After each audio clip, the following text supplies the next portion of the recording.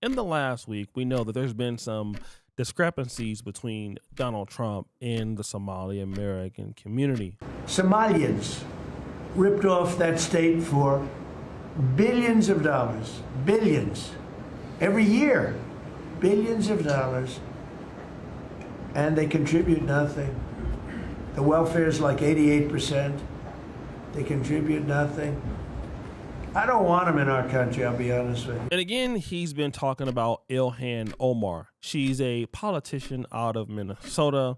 And again, they are like enemies politically. And of course, he's now been dissing the Somali Americans in Minnesota, accusing them of doing all sorts of debauchery, fraud, crimes, and everything like that. And before all of this happened, you used to have a lot of the Somalians saying things like this. Somalis are not black. Let me explain why. Looking at me right now, chat, am I black? I'm literally brown.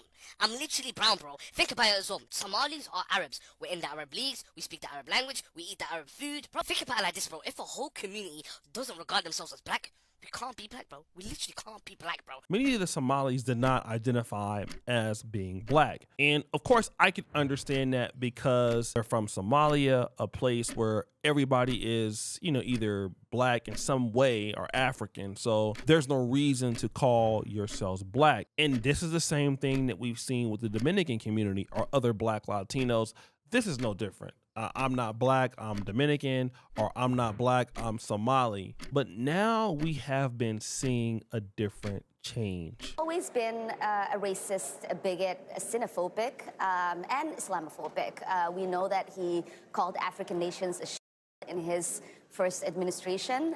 We know that when he came down that escalator, he said he was going to stop Muslim immigration into this country. And so it is not surprising that he is going after black immigrants in this country. And it's certainly not surprising that he's choosing a black immigrant community that is also Muslim. So that's Ilhan Omar talking about black Somalis or black immigrant groups. So now in the case of her, she's attaching herself to the black cause, and she isn't the only person. Minnesota has always been a welcoming place for people fleeing a home country that is battered by war, poverty, and hunger. Europeans in the 19th and 20th century, black Americans from the South, Hmong. That was a call for allyship, and they threw the race card out there. We're all black. What happened to I'm not black, I'm Somalian? So you hear that again. Now, we understand that this is a play that people do once they have issues or they're getting their wake-up call. I'll come back to that in a minute because there's evidence, at least in certain cases, that Somalis have some very interesting things to say about black Americans. Most of the people that we meet, especially African Americans, they don't even know their fathers. They don't even know their fathers. It was all of them, most of them were the product of one night stand. One night stand. They will tell you, I don't know my father. Well, who named you? Whose name are you carrying? Well, my mother chose his name for me. I don't know. Is that what we want for our ummah? No. So you hear the Imam talking about African Americans, they don't know their fathers and all of that. So this seems to be a very disrespectful thing to say about a group of people, but it's just those people there. We're not trying to say everybody is the same. So on one end, you're not black, you're Somali because you don't want to be like African Americans, but then when it benefits you, all of a sudden you're a black immigrant group. People have been talking about this whole situation going on with the Somalis and why they don't need to be in America. Shall I go on? And it is a fact, not an opinion or a feeling. It is an objective fact. One of the most dangerous countries in the entire world. Obviously, not all Somalis are pirates or all these other criminals, right? But when you have a large portion of people doing something and you bring that over to another place, chances are it's going to continue. Never in the history of ever have I seen a third world country come to a first world country and the first world country get better and improve. Now, this is important because she's talking about the issues that they have and they bring over and they don't really contribute. But why? when they don't assimilate, which we see so often within their religion. She said these countries, people come from third world countries, do not do well in America when they don't assimilate, meaning that they want to keep their communities the same. And where do we see evidence of this? Oh, Somali only. I guess why even learn English if you can just read the signs in Somali? If you don't force the people who move here to learn English, they never will or will never have the need to learn English. And my point proved itself immediately. Did I interview you? Okay, sorry. Okay, this will be fascinating. Do you speak English?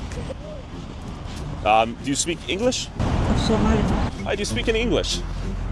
French? Bonjour. Somali? Now, this is a guy walking around Minnesota in certain parts of Minneapolis or St. Paul, and he's literally walking up to Somalis and they can't even speak English. Some of them may be able to speak French because Somalia was a French colony, but they cannot speak English. I mean, it's like me living in a country trying to work, and I'm there and I can't speak a lick of English. There are even signs only in Somali, which is, controversial for certain people. But the biggest issue that I see is not necessarily with Somalis and Black Americans or Somalis with Trump. We know what Somalis have said about Trump, but the biggest issue is this. As a Somali Bantu woman, I hate when an ethnic Somali person is like, oh, we're all one, we're all one. We're not. We are not one. We try to be one. We are only one to y'all when it benefits you guys. So this lady is Somali Bantu. So Somali Bantu are like Black Somalis. So they're more closer to being like Kenyans, Tanzanians, Malawians, like Africans. Now, the Cushites Somalis have an Arabic mixture. They're more like the ones from Ethiopia, some of them Arab influence, Afro-Asiatic people. And so this is what you see with the Somalis who look a little bit more Arabic. And so there is a clan system because the Bantu or the Black Somalis are not getting the same sort of respect. And this lady is talking about this division in between the groups. She's saying that the Somali Bantus, you're only wanting to deal with us once it benefits you. But she talks about it in more detail. Our accomplishments are not your accomplishments, because whenever you guys have an accomplishment, you do not share it with us. Whenever you get an opportunity, you don't share it with us. You don't help us in any way, shape, or form. But yet, every time we got something going on, oh, we're one. No, we are not. Somali Bantus have gone through so much. Our people came to the U.S. and started getting actual opportunities starting in 2000s. Y'all held us back for years and years. And he says, y'all have held us back for years. Once things are going for us, you don't want to support us. But if we're spending money with you, like all of these things she's talking about, you guys are grifters. And these are Somalis having the issues within their own communities. Now let's bring it back to Pan-Africanism, and this is why it's important. If Somali Bantus can say this about Somali and Cushitic people and the problems that they have, then what does the Black American community stand with working with or have any expectations of Somalis? Let me just say this. I have a very, very good Somali buddy of mine. He lives in Australia. I love him to death. When I last was in Kenya, we'll go out, we'll hang out. He's a great person, right?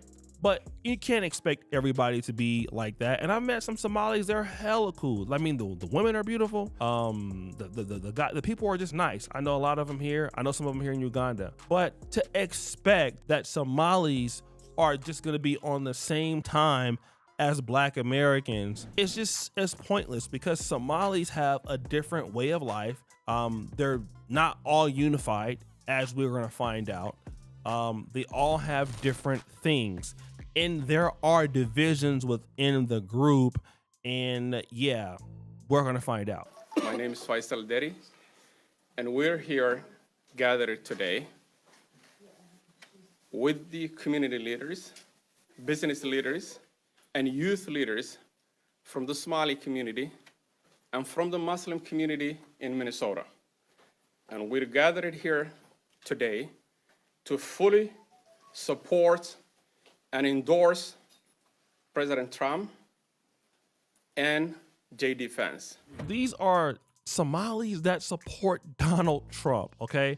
Now, if you guys heard about what happened with the Minneapolis mayorship race with Jacob Frey, he won, and he was running against a Somali guy. But the reason how he beat the Somali guy is because there are two different clans that are split. He went to the clan that was split and got all the support, all right? And just like when it comes with working with other groups in Africa, you're gonna have groups who have these splits from their home country. The Somali Bantus are gonna have somewhat of a strife with Somali Cushitic people. And what Black Americans should understand is that you're only gonna be able to work with people that you have leverage with. I mean, that's just what it is. You gotta have mutual respect. And so the Somalis, if they're trying to attach to the Black struggle, well, Somalis try to attach to the Bantu struggle, right? We hear it already. The Cushitic people, the Arab ones, when the Somali Bantus got something to offer, they'll say, oh, we're all Somalis when it benefits them, and then turn around and then they'll hold these Somali Bantus back when it benefits them also. The same thing will happen with the FBAs. Somalis will then say, hey, listen, you know, we are Black immigrants when it benefits them, and then when it doesn't benefit them, they'll go back to being Somali. So the reality is that, you know, you cannot let other groups benefit off of your struggle. They will never let you benefit off of their struggle. And I do believe in Pan-Africanism with parity, okay? I believe in Pan-Africanism when there is appropriate leverage. I do not believe in flat Blackness.